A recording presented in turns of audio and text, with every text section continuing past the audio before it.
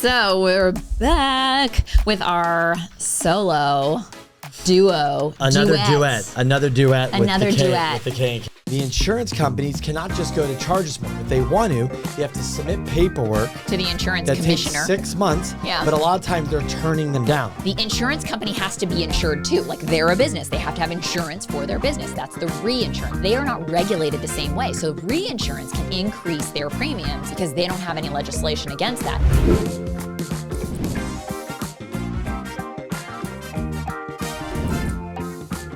All right, so we're back with our solo duo. Another duet with the K&K. Yeah, so today we're going to talk about two things that have changed quite a bit over the last year. And One of them, well, two. Lending. Two changed for you more than me. One for me more, one for me less. I mean, that was very confusing. Let's just start off by saying we're going to talk about two things that have changed a lot over the last year. Sure. One of them is lending.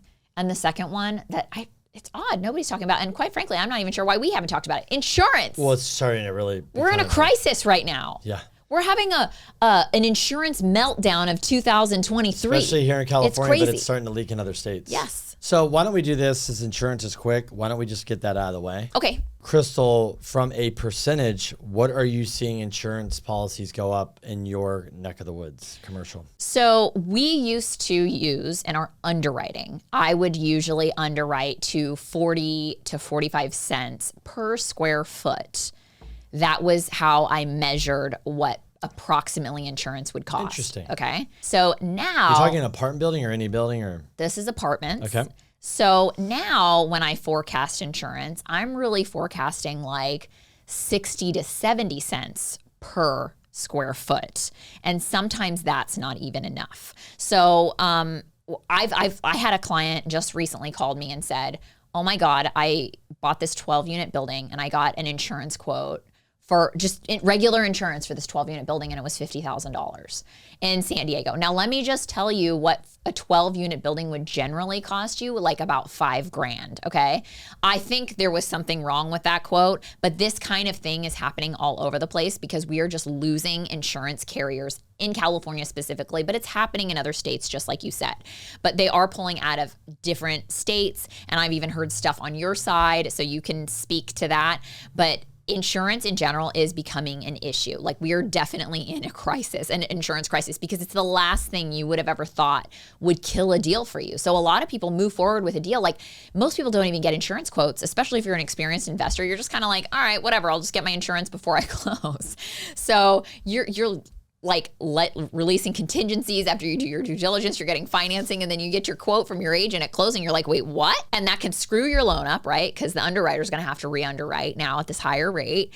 And also it could just make the deal completely unprofitable. Yeah, I mean, we were 2021, we lived in Miami for a month. We were driving properties, we were checking out the markets there. And we got on the phone with this broker. And he said, well, whatever cap rate you see, you should probably subtract 1% off that because we're probably most likely, if you have a hurricane or something, your insurances are going to go up. 2022, they had Ian or whatever hit. Mm-hmm. They were already bad. Mm-hmm. Florida has the worst insurance fraud, all this stuff, right? So I know for a fact, speaking to people, that their commercial policies have doubled in Florida. So if you paid $10,000, it's $20,000. That's minimal. I heard wind policies on people living in the water went from $10,000 to $50,000. So Florida has been dealing with this for a while, just because they have more claims than that state alone than the combined U.S. So that's the problem. So what is really happening with insurance, whether it's cars, whether it's house, there's a couple things.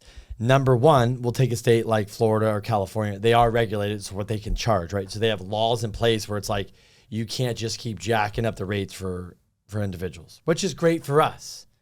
Not good for the insurance companies, as we're finding out. So the insurance companies also have an insurance company, a reinsurance company, right? So that helps them out. So what's happening is, if you get in a car wreck, something happens to your house or your commercial property or anything, what used to cost $1,000 to fix the car now costs $2,500, right? What used to cost a roof of $10,000 now costs $30,000. So number one, the cost of things, materials, Inflation. labor, everything, inflation is costing more. That's number one. Number two, well, if there's another hurricane this year in Florida, and they just had one, that's not good. We're seeing a lot of devastation with fires, flooding, hurricanes, tornadoes. That's not helping either. So it's more damage. But three, the big thing is what we talked about is the insurance companies cannot just go to charge us more. If they want to, they have to submit paperwork To the insurance that commissioner. takes 6 months. Yeah. But a lot of times they're turning them down. So what's happened? But the reinsurance, the issue is the insurance company has to be insured too. Like they're a business. They have to have insurance for their business. That's the reinsurance. They are not regulated the same way. So reinsurance can increase their premiums because they don't have any legislation against that. However, insurance companies are not allowed to raise their premiums without getting approval first. And so what happens is they're either lagging on. Let me just stop for a minute Yes. so people understand. Let's say you go to buy a hamburger, right? And you go to buy a hamburger and it's $10 for a hamburger, just a hamburger. But that restaurant guy, but there's a law in place that says, Kenny and Krystle, you own the Hamburger Hut, K&K Hamburger Hut. You can't raise your price You on can't raise hamburgers. price. You have to submit. Takes 6 months. Well, all of a sudden we're charging you $10, and all of a sudden the guy goes, the hamburger's $12. You're like, so we're selling hamburgers and we're losing money, right? So basically what you're saying is he's buying, like let's say they're buying the beef. We're buying the beef from the for $12 a patty, and we're right. selling it for $10. Kay and I are going, okay, we're bleeding, but we're going to submit this proposal, and we'll be able to raise our burgers to $20. And the guy goes, denied. And what are we going to do? You're like, we got to shut down. We're losing money. Let me ask you this. Where I kind of know the answer to this question, so I was just talking to our insurance broker yesterday. Where are you seeing issues with insurance most on the residential side for Well, you? a couple things. Number one, so that's out of the way. Like Krystle said, the insurance companies have insurance companies. It's getting a bit high. So now the insurance companies said, you know what? We can't get up. We're out of here. Allstate, State Farm, they just left California because they're like, Along with a lot you know of what other it is? carriers. Yeah. It's more like poker. We're out of here. And eventually they're like, hopefully you'll come to common sense and raise it so we can come back in. So that's it. Where are we having problems? Same thing. If you buy a property and you're like, wow, I love it. I have this great view of the meadow out back. I mean, the rolling hills of East County. And I can see the coyotes and the bobcats. But you know what an insurance company says? That looks like a fire zone. We're not going to insure you. Oh, you want fire insurance? Oh, sorry, we're not going to insure you. So now you got to go, it's a week. What about condos? I heard condos are really bad right Everything. It's just getting now. I harder. heard and more condos are expensive. very tough to insure. Yeah, that's because of the condo collapse. Yeah. Yeah. So this is the thing I want to tell I don't everybody. have a technical answer. What I'm saying is if you're in a flood zone, if you're in a fire zone, if you're near if the damage happened, if something burned, your whole neighborhood burned down, it's just. I mean, even just a regular house, it's very tough to Yes. find insurance these days, especially. I mean, in California and Florida and other places, there's just a lot less carriers that are available. The other thing I want to tell, the tip I want to give every single person that's listening listen up, to this, turn it up. it is very important, is that you do not let your insurance lapse, because what's happening is, let's say that Mercury, for example, isn't writing any more policies in California as an example. They will honor the policy that you currently have, but if you miss a payment, if you lapse, they will non-renew you, and then you will have to go out and find another carrier, which might be more expensive, and then if not, they have that, like, what's that special insurance that you have to get? There's this special insurance thing that you have to apply for that's more expensive. Anyways, it's very bad news. So right now, more than ever, you want to make sure that you do not let your policy lapse. If you're shopping for another policy, even for me right now, I'm shopping more than ever because I usually just have my broker. I love them, whatever, but I'm realizing that everybody's not created equal, just like mortgage brokers, right? Or lenders. So I'm having to shop around. I pay the premium, and then if I find a better premium, I cancel because I get refunded from the insurance company, but I don't get dinged for letting my insurance lapse. And I don't have to get, like, I don't have to have that lapse and then them to non-renew me. And now I don't have Mercury, for example, as an option. So that is so important right now. People are letting policies lapse because you're traveling or you're busy or you want to shop it, but you waited till the last minute. There's all these reasons why people think it's no big deal, because in the past it wasn't. Now it's a big deal. And if you let your insurance lapse, where your insurance agent might have been able to backdate it a couple days, not gonna fly anymore. So then you'll have days where you're uninsured if there's a lapse in your coverage. That's really good. So yeah, so we want to move on to the financing, but But you guys, this is super important. And, like insurance, like if you're not paying attention and you're listening to this, you start getting your renewals, they might not insure, get ready to pay more. I'm just telling you, you could be very shocked. Very shocked. Be on top of your insurance. Yes. Okay, So- treat it like your mortgage. so if Like, you're you never want to miss a mortgage payment. Never So miss if your you're insurance. seeing this right now and your insurance is due for 6 months, call your broker, get ahead of it, and start, because you might have to start shopping. Or like Krystle, you don't want to wait. You want to get the right person that says, wow, he does this, you do that. Honestly, I'm starting to shop, like the way that I'm looking at it is like a couple months in advance, like 2 months in advance, so that way your broker can go out there and scour all of their different carriers and see what's best for you. I'm going to do what's going on for lending with me, because it's very simple and it's not as affected as you are. You're a completely different story. Go for it. So Fannie, Freddie, FHA, VA, honestly, guys, it's pretty much the same bread and butter. There's not much change. Just rates are higher. The only change that is not good is even when the refi boom came, Fannie hits you more for second homes and cash out and all this stuff, right? They added all these hits. And then this year they said, well, we need to add more. We need to jag you more. So they tried to do a hit for DTI over 45, shut down. Now they did all these they call them LLPAs, which is loan level price adjustment. Don't worry, what it means is they're just raising the margin, right? Like, it's just what it is. It's like every other bank and lender right now. So what I would say is 26 out of 52 states or something, 51 states, whatever we have 50, 51. I don't know what the heck the number is. They have put a bill legislation saying this is ridiculous, put it down. The head of Fannie Mae said, I'm sorry, but this is way past and overdue and we need to have these in. So it's not helping because we already have, there's the 10-year treasury and the 30-year fix. That difference between the two there, that little spread is usually 1.6 to 1.8.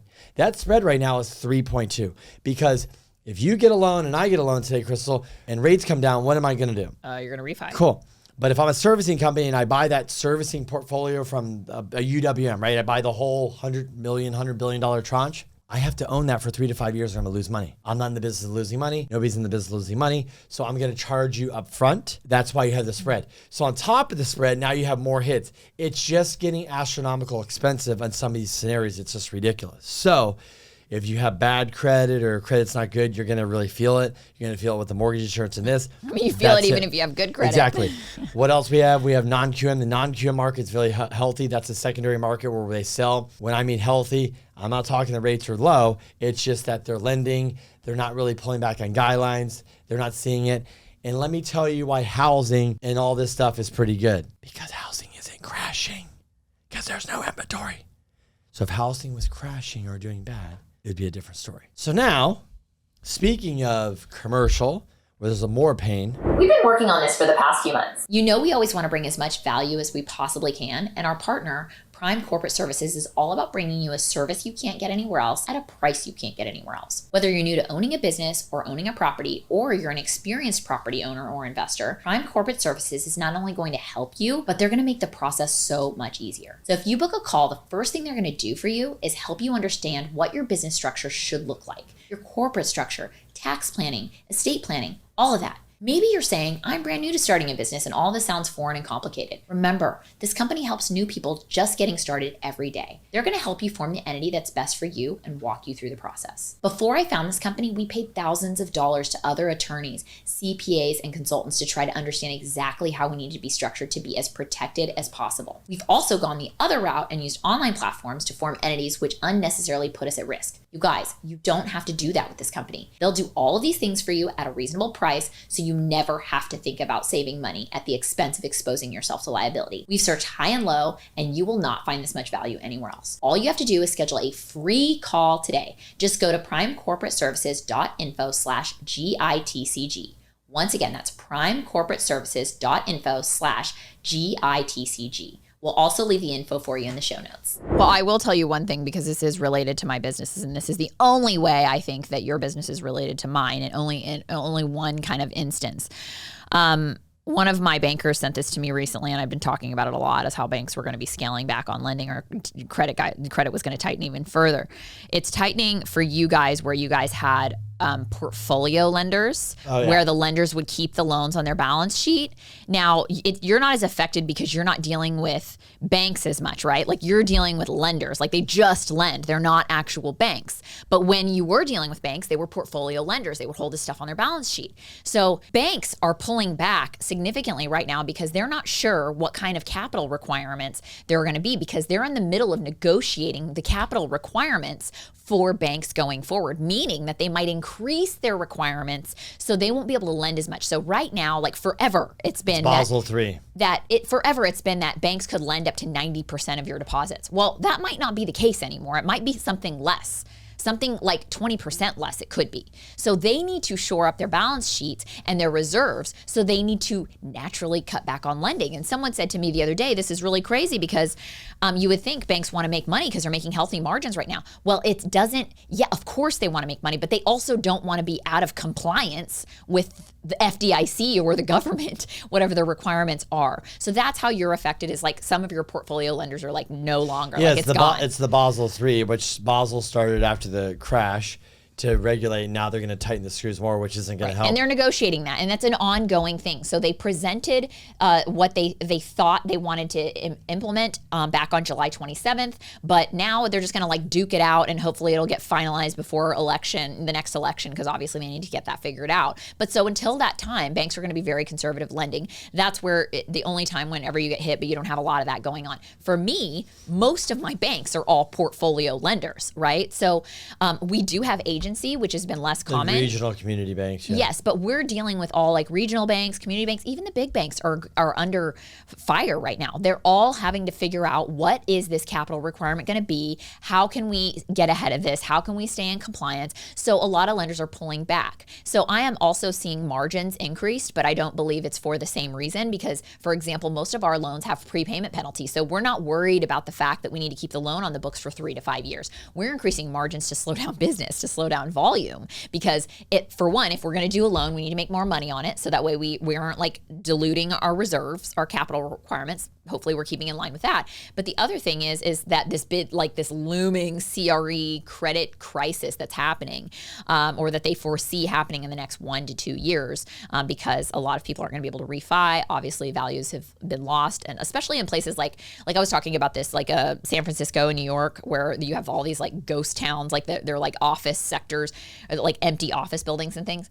Okay, those are some of the biggest loans they probably have on their books. So, and these are loans that are looking like they're going to go south. So it's as if, I don't think that the number of foreclosures is so much in terms of like how many buildings. It's more like the size of the buildings is really freaking big. And then it's like, what's really the true value, which is hard. Yeah, I mean, and we all saw that article. I mean, we were talking about it this morning about that syndicator that lost like all this, had foreclosed on whatever, hundreds of millions of dollars of loans with agency.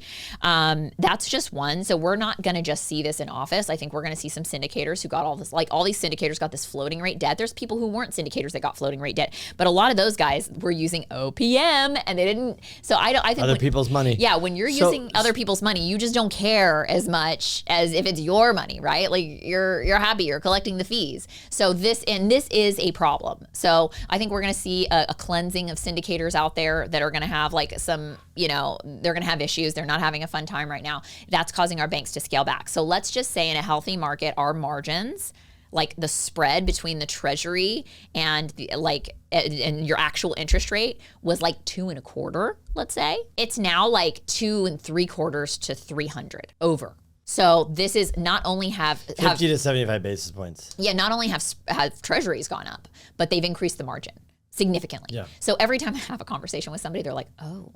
I had a conversation with a broker the other day. They're asking me about triple net financing, and they said, well, what's the rate? And I gave it to him. He was like 5.5. I'm like, what, 5.5? What are you talking about? 5.5 was like so like last year. That's not happening anymore. It's more like 6.5 to 7. So, in wrapping up, kind of what's getting done these days, what I'm seeing a lot of, so you guys know, because of regional banks, a lot of purchase loans, FHA, VA, conventional. Some jumbo, a lot of non-QM. You're busy. A lot of non-QM. Non-QM could be 1-year tax return, maybe a little credit issue, a lot of DSCR loans, which is debt service cover. So you don't need, no tax returns, no pay stubs, no W-2s, 12, 24 months bank statement program, stuff like that. Then obviously a lot of people are refinancing and keeping investment properties out of fix and flip loans, hard money in that. So a lot of people are going into, some interest only ARMs and stuff like that. So that's kind of what I'm focused on. Krystle, what are you kind of seeing and what's getting done on your end? So I'm definitely seeing like an uptick in activity for refis and also purchases. However, the purchases are having a pretty high fallout rate. So I would say people are moving forward with purchases because they're trying to get back in the game and keep the thing moving. But I am seeing like more cancellations because obviously it's just really tough to get the numbers to work. And then I think as economic data comes out and it's still like we're still seeing a lot of uncertainty, people are kind of getting cold feet. But we are doing more purchases now. We are also doing refis because obviously people were locked in like 5 and 7 year terms and their terms are coming up. So in a lot of those cases, I am advising people to just float it out if their rate goes to floating and it's not a balloon. So we're doing some refis there. A lot of what we're trying to do on the refi side is pull cash out for opportunities. Like people are seeing that opportunities are coming and they want to be prepared. So I'm seeing a lot of refis. Also seeing a lot of boutique hotels because I think everybody went out and went crazy on these vacation rentals, the Airbnbs and stuff like that over the last couple of years. And then obviously there's a lot of regulation happening all over the place. So a lot of those people are making the transition into boutique hotels, which is really smart. So I am doing a lot more hotel financing these days, a lot more triple net, tired landlords, just like over the apartment business. It's getting tougher and tougher, not only with the economy, but also just like local legislation against landlords. So I'm seeing people get out of apartments and into more triple nets. That also has, its issues too, but it's like a coupon, right? You just get your money every month. So I am seeing people make that transition from multifamily to triple net. And we're doing a lot of triple net stuff too. So your recommendation, like short-term prepays or no prepays, they're still interest only available. Interest only is less available, but it is out there. Yep. So you can get shorter, no prepays are 1 to 3 years, short-term prepays or no prepays. Using new value. You have some lenders you can use new value. So quick value, 6 months or something or? No, usually they're looking for 12 to 24 months of seasoning, and we would generally lend up to 85% loan to cost. So that would be the price that you paid plus your renovation costs into the building. We'd lend up to 85% of that. But we do have a couple of lenders who have no seasoning requirement. So let's say that you bought a grand slam home run deal. So we've done some where it was like 125% of costs, like 6 months later or something like that. We have done some of those, just like the handful of like oddball home run deals that people got. So that happens. We do have availability for that. There is bridge financing available and like market rents financing available, but let's be honest, the rates are pretty high. So it's just not working out. Like the spread between that rate and like just a long-term regular rate is pretty big. So it's not often making as much sense unless the rents are super duper low. Unless there's a ton of upside in the deal, it's not making a lot of sense to do bridge right now. A lot of people that have the low rates, they're locked in, they're doing HELOCs to get cash. We're doing lines of credit too. We're doing a lot of lines of credit because people have a really good first and it's fixed for a little bit longer. So if you're looking for cash, it's kind of a no-no with most banks, but we are doing lines of credit behind a first or even just in first position so that people can be ready for opportunities. And that's a really good way to go if you're locked in a really low rate right now. Well, that was a mouthful and an earful, but that's it. That is the update on the insurance environment, which you need to go and pay attention to. It's not a joke. It's very serious. It's not going to get better anytime soon, probably, until our lovely local governments, maybe federal government's going to step in, but they need to start changing things. And then there's kind of your financing update. But if you guys have questions, always anytime, reach out. And honestly, every situation is so unique these days. I think even on your side as well as mine. So just because we quote rates, like I send my weekly rate sheet out every week, it just gives you an idea of where the market's at. But every situation is different. And you want to call and actually get an actual quote. And then if you sit on it for a week or two, you need to get it updated because things are changing rapidly. Yeah, people go, what do you think is going to happen to the rates? And I said, good question, because nobody knows. It's just too crazy, too volatile. The Fed's remaining tightening. We didn't even get into that. That's another episode. So I think rates will remain higher for longer until the jobs market shows some pain. But until next time, guys, we appreciate you watching, following. Please like us. Please share. Please leave us a 5-star review. Thank you. Love you. We're out. If you're already a real estate investor, you know that aside from cash flow, you also get huge tax benefits by investing in real estate. But are you taking full advantage of all the potential tax benefits? We've been working with Tim Looney at CSSI for a few years now, and he's saved us and our clients hundreds of thousands, if not millions of dollars in taxes doing cost segregation studies on their properties. Let me give you a few examples. We bought a property in 2019. If we had just used straight line depreciation, we would have saved about $18,750 in taxes. But because we did a cost seg, we saved $258,000. That's $239,350 more than standard straight line depreciation in the first year. The other great thing is, if you're classified as a real estate professional, you can apply this to other sources of income like W-2 or 1099 income, and you can also roll over any unused depreciation to future years. If you've owned your properties for a few years already, don't worry, you can still do a cost seg and save big on your taxes. This is not tax advice, so consult your CPA to see if you qualify to take advantage of these benefits. Call or text Tim at 318-469-9861 to get your complimentary property analysis. Once again, that's 318-469-9861. And I'll also include his information in the show notes. You guys don't want to miss out on these tax savings.